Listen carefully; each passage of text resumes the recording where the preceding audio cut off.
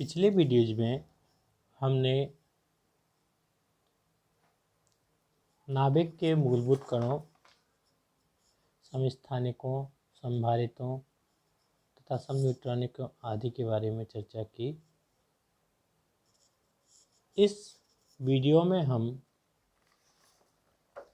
नाभिक के स्थायित्व के संदर्भ में चर्चा करेंगे।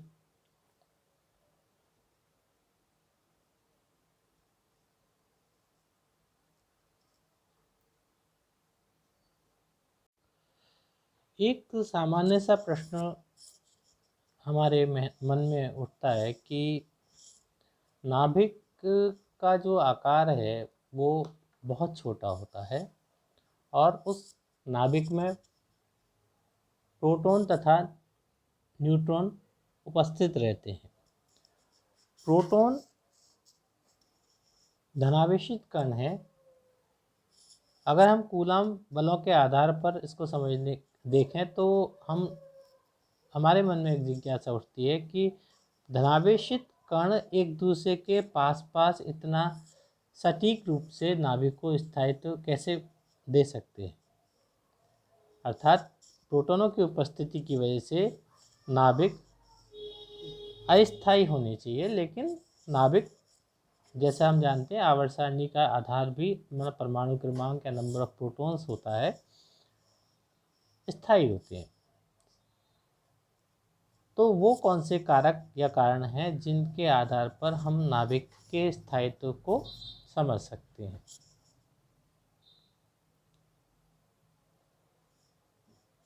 न्यूक्लियनों के मध्य कार्यरत बल। न्यूक्लियनों के मध्य नाभिकीय कणों को बांधने में नाभिकीय बल कार्य करते हैं। सबसे पहली बात, ये नाभिकीय बल कार्य करते हैं जो कि शॉर्ट डिस्टेंस फोर्सेस होते हैं। इन बलों को हम मीसोन सिद्धांत के द्वारा समझा सकते हैं। इस सिद्धांत के अनुसार नाभिक में नाभिकीय कणों को बांधने में न्यूट्रॉन की बहुत महत्वपूर्ण भूमिका होती है। अर्थात नाभिक को बांधने में न्यूट्रॉन की भूमिका अत्यंत महत्वपूर्ण होती है। ऐसा पाया गया है कि न्यूट्रॉन प्रोटॉन आकर्षण प्रोटॉन प्रोटॉन या न्यूट्रॉन न्यूट्रॉन आकर्षण से प्रबल होता है। तो दो प्रकार के कण वहाँ पर हम मुख्य तौर पे देखें, एक न्यूट्रॉन है, एक प्रोटॉन है। तो बल न्यूट्रॉन और प्रोटॉनों के मध्य है, बल प्रोटॉन और प्रोटॉन के मध्य है, बल न्यूट्रॉन और न्यूट्रॉनों के मध्य है। तो इनमें से जो न्यूट्रॉन और प्रोटॉनों के मध्य कार्य करने वाला आकर्षण बल होता है वो प्रोटॉन प्रोटॉन अर्थात न्यूट्रॉन न्यूट्रॉन आकर्षण बल से ज़्यादा होता है। अब यहाँ पे एक प्रश्न आता है कि न्यूट्रल न्यूट्रल पार्टिकल है, प्रोटॉन पॉजिटिव या धनावेशित कण है, तो फिर ये एक दूसरे के मध्य आकर्षण बल कैसे रखते हैं, एक दूसरे के मध्य इनमें आकर्षण कैसे हो सकता है।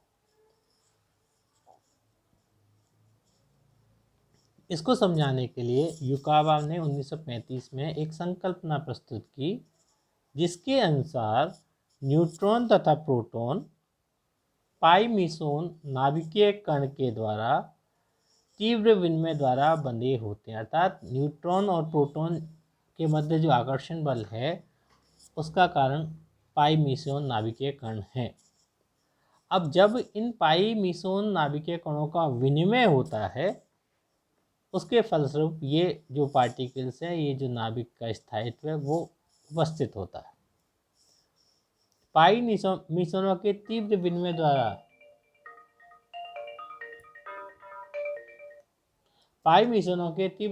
द्वारा उत्पन्न नाभिकीय बलों को विनिमय बल भी कहते हैं। मीसोन कण विद्युत आवेशित होते हैं। जब एक मीसोन कण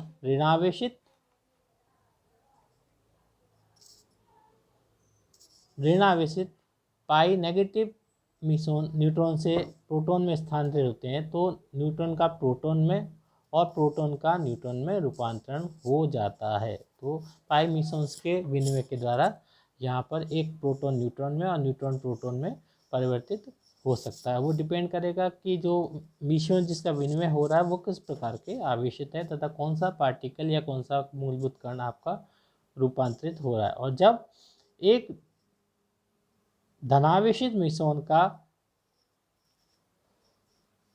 प्रोटॉन से न्यूट्रॉन में स्थानांतरण होता है तो प्रोटॉन का न्यूट्रॉन में और न्यूट्रॉन का प्रोटॉन में रूपांतरण हो जाता है। इस विनिमय के द्वारा विनिमय बल उत्पन्न होते हैं जो न्यूक्लियनों को एक दूसरे के साथ बांधे रखते हैं। अर्थात पाई संक्षिप्त में हम कहें कि पाई मिश्रणों के विनिमय के द्वारा जो है विनिमय बल उत्पन्न होते हैं। उदाहरण के जो न्यूक्लियन को एक दूसरे के साथ बांधे रखते हैं, जैसे न्यूट्रॉन यहाँ पे हमने लेफ्ट हैंड साइड पर राइट हैंड साइड में प्रोटॉन, तो न्यूट्रॉन एक धनावेशित पाई मिश्रण, अब न्यूट्रॉन न्यूट्रल पार्टिकल है, आवेश संरक्षण सिद्धांत के हिसाब से धनावेशित पार्टिकल अगर लेता है उसका धनावेशित पार्टिकल कैप्चर करता है तो ये प्रोटॉन में कन्वर्ट हो जाएगा। इसी प्रकार से जब प्रोटॉन एक ऋणावेशित पाई मिश्रण को ग्रहण करता है तो वो एक न्यूट्रॉन में परिवर्तित हो जाएगा। इस प्रकार से जो मिश्रणों के विनिमय के द्वारा वहाँ पर स्थायित्व उत्पन्न होता है दो प्रोटॉनों के मध्य तथा दो न्यूट्रॉनों के मध्य। अब देखिए ऊपर वाले न्यूट्रॉन से प्रोटॉन में जब बात आती है तो वहाँ पर आवेशित पाई मिश्रण का एक्सचेंज होता है, लेकिन जब दो प्रोटॉनों के मध्य तथा दो न्यूट्रॉनों के मध्य अर्थात दो समान कणों के मध्य विद्युत उदासीन पाई मिश्रण का विनिमय होता है। अब आप देखिए प्रोटॉन से प्रोटॉन में उदासीन मिश्रण एक्सचेंज हो रहा है और न्यूट्रॉन से न्यूट्रॉन में भी अपना उदासीन मिश्रण का विनिमय हो रहा है।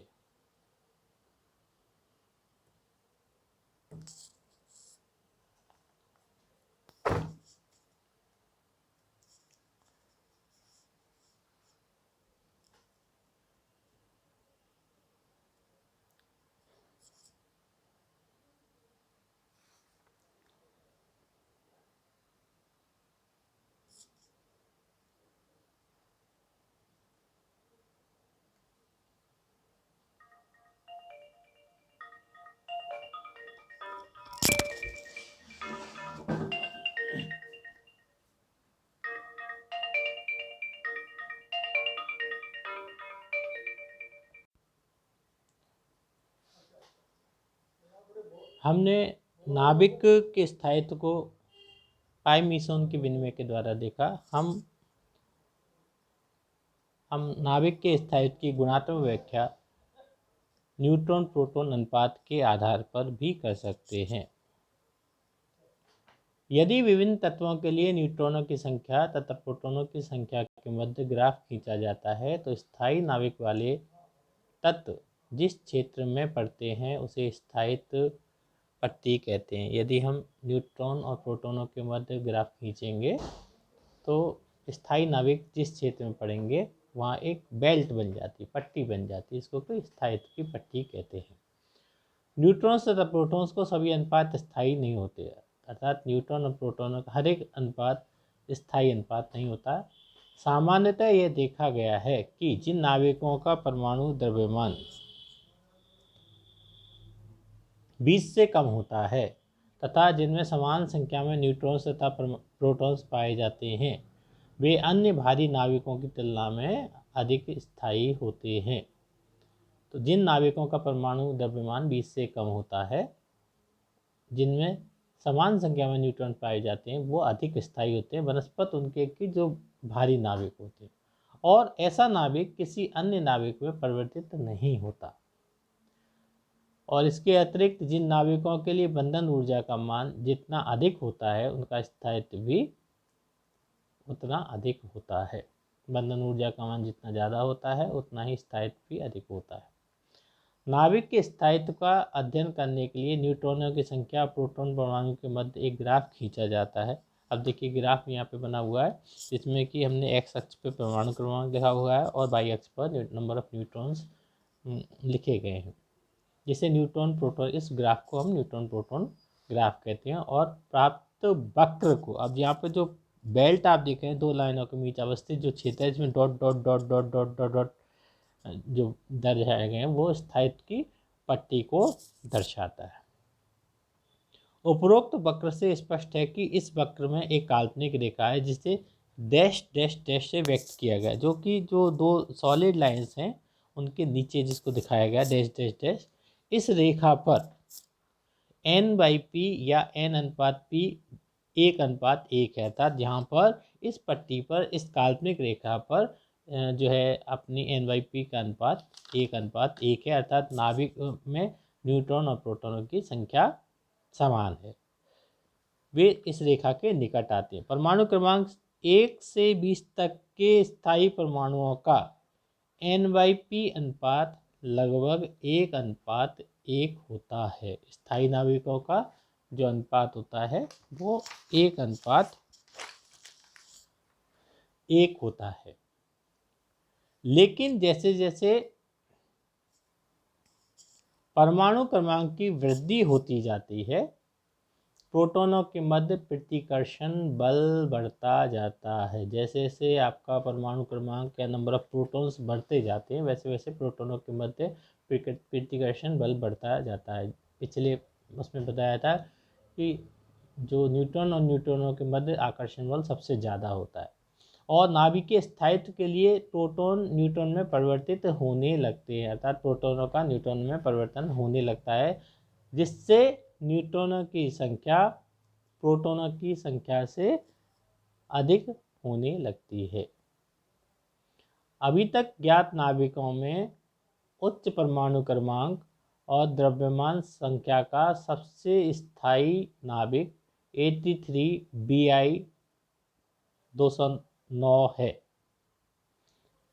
इससे अधिक परमाणु क्रमांक और द्रव्यमान संख्या के सभी परमाणु अस्थायी और रेडियो एक्टिव होते हैं। अर्थात सबसे स्थायी आपका जो सबसे अधिक स्थायी नाभिक 83Bi209 है, और इससे ऊपर के जो नाभिक हैं वह अस्थायी, और अब अस्थायी तो आ गया तो वो रेडिएशन जनरेट करेंगे, वो रेडियो एक्टिव होते हैं।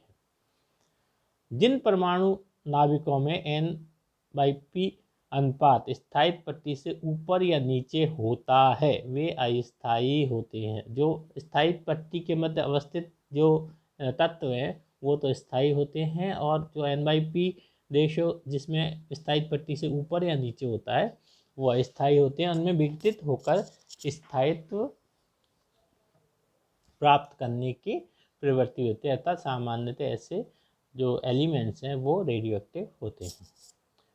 ऐसा पाया गया है कि नाभिकों का स्थायित्व प्रोटॉन और न्यूट्रॉन की समता और विषमता से संबंध रखता है, जिसे हम इस टेबल के अनुसार देखें। यहाँ पर प्रोटॉनों की संख्या, न्यूट्रॉनों की संख्या, द्रव्यमान संख्या, स्थायी नाभिकों की संख्या और उदाहरण। प्रोटॉनों की संख्या सम, न्यूट्रॉनों की संख्या सम, द्रव्यमान संख्या सम, स्थायी नाभिकों की संख्या 162। उदाहरण के लिए 2He4 जिसमें 2 प्रोटॉन है 2 न्यूट्रॉन हैं। 12Mg24 जिसमें 12 न्यूट्रॉन है 12 प्रोटॉन है। 8O16 जिसमें 8 प्रोटॉन है और 8 आपके न्यूट्रॉन है। सम विषम टोटल द्रव्यमान संख्या विषम, नाभिकों की संख्या 55। 8O17 अर्थात प्रोटॉनों की संख्या सम है 8 है, और न्यूट्रॉनों की संख्या 17 - 8 = 9 है, विषम है। 12Mg25 प्रोटॉनों की संख्या 12 है जो कि सम है, और न्यूट्रॉनों की संख्या 25 - 12 = 13 है जो कि विषम है। 4Be9 जिसमें कि प्रोटॉनों की संख्या 4 है और न्यूट्रॉनों की संख्या 9 - 4 = 5 है जो कि विषम है। तीसरा विषम सम जिसमें कि प्रोटॉनों की संख्या, इसमें भी यही है स्थायी नाविकों की संख्या 53, 9f19 जिसमें कि प्रोटॉनों की संख्या 9 है, न्यूट्रॉनों की संख्या 19 माइनस 9 बराबर 10 है अर्थात सम है। 11Na23 जिसमें कि प्रोटॉनों की संख्या 11 अर्थात विषम है, न्यूट्रॉनों की संख्या 12 है जो कि सम है। 13Al27 जिसमें कि प्रोटॉनों की संख्या 13 अर्थात विषम है और न्यूट्रॉनों की संख्या 27 माइनस 13 बराबर 14 अर्थात सम है। विषम विषम सम जो द्रव्यमान की संख्या सम है तो स्थायी नाविकों की संख्या 4 है। 1H2 एक प्रोटॉन एक neutron, 3Li6 3 proton 3 neutron, 7N14 7 proton और 7 न्यूट्रॉन।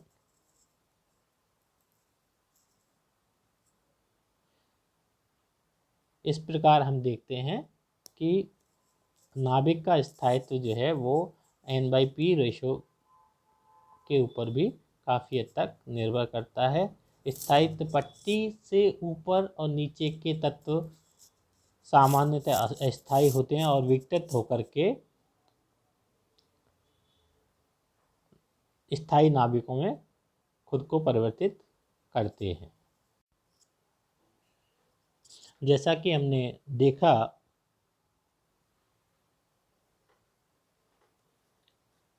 स्थायित्व पट्टी से ऊपर तथा नीचे के जो तत्व हैं वो अस्थायी होते हैं तथा विघटित होकर के स्थायी नाभिकों में परिवर्तित होते हैं। अब प्रश्न आता है कि स्थायित्व प्राप्त करने के लिए नाभिक किस प्रकार से क्षय होते हैं।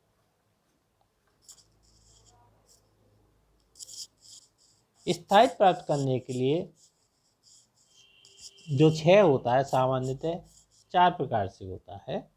पहला बीटा कण उत्सर्जन, दूसरा पॉजिट्रॉन उत्सर्जन, ये एक प्रकार से पहले वाले प्रक्रम का उल्टा प्रक्रम है। तीसरा ऑर्बिटल इलेक्ट्रॉन परिग्रहण,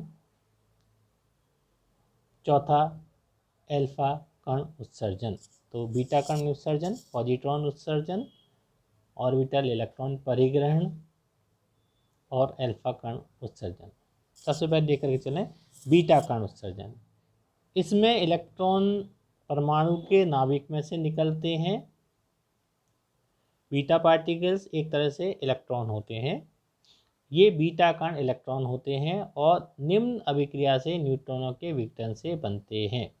0N1 न्यूट्रॉन विघटित हुए, एक प्रोटॉन में कन्वर्ट हो गए और एक बीटा पार्टिकल का उत्सर्जन हो गया। अब यहाँ पे देखें प्रोटॉन के नीचे की तरफ 1 लिखा हुआ है और इलेक्ट्रॉन के नीचे की तरफ -1 लिखा हुआ है और E0। अब ऊपर तो हम जानते हैं कि ऊपर वाली संख्या है वो द्रव्यमान संख्या है। अब E0 है तो 1 + 0 जो न्यूट्रॉन के ऊपर जो ऊपर 1 लिखा हुआ है वो उसके बराबर है। नीचे की संख्या को देखें, न्यूट्रॉन के नीचे 0 लिखा हुआ है, प्रोटॉन के ऊपर 1 लिखा हुआ है, प्रोटॉन के नीचे 1 लिखा हुआ है और इलेक्ट्रॉन के लिए -1 लिखा हुआ है। तो 1 + -1 = 0 जो इस न्यूट्रॉनों के बराबर है। इस प्रकार बीटा कण के उत्सर्जन से परमाणु क्रमांक के मान अर्थात यहाँ पर एक न्यूट्रॉन एक प्रोटॉन में कन्वर्ट हो जा रहा है बीटा कण फॉर्मेशन के साथ। परमाणु क्रमांक के मान में तो 1 की वृद्धि हो जाती है जबकि द्रव्यमान संख्या के मान में कोई परिवर्तन नहीं होता है। जैसे न्यूट्रॉन में 1 था तो प्रोटॉन में भी 1 है। बीटा कण से नाभिक का N/P अनुपात घट जाता है। अब चूंकि एक न्यूट्रॉन प्रोटॉन में कन्वर्ट हो रहा है इसकी वजह से प्रोटॉनों की संख्या बढ़ गई तो N/P का अनुपात जो है वो घट जाता है। इसलिए जो नाभिक स्थायित्व पट्टी से ऊपर होते हैं, अब स्थायित्व पट्टी किस में देखी थी हमने, परमाणु क्रमांक और न्यूट्रॉनों के मध्य ग्राफ के, वे बीटा कण उत्सर्जन द्वारा स्थायित्व पट्टी में आ जाते हैं।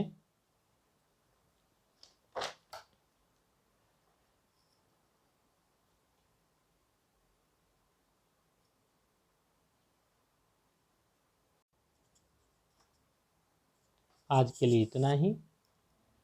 नाविक स्थायित्व प्राप्त करने के लिए नाविक किस प्रकार से क्षय होते हैं, इसको हम अगले वीडियो में चर्चा करेंगे।